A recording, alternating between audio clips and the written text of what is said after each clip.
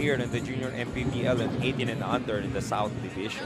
Oo. Yeah, fast becoming one of the key players para sa ating Junior MPBL second season.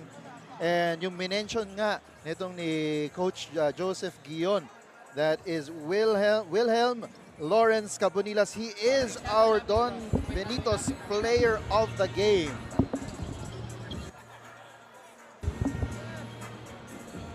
Hi Cavs, first game of the team and first win this season. Kamusta naman ang feeling? Okay lang po. Masaya? Paano magsa-celebrate ang team mamaya? Ewan.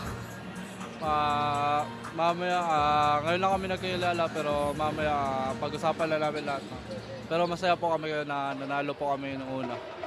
Ayun, nabanggit sa akin kanina ni Coach Rolly na ang isa sa mga challenges nyo sa team is like, nagtitraining lang kayo once a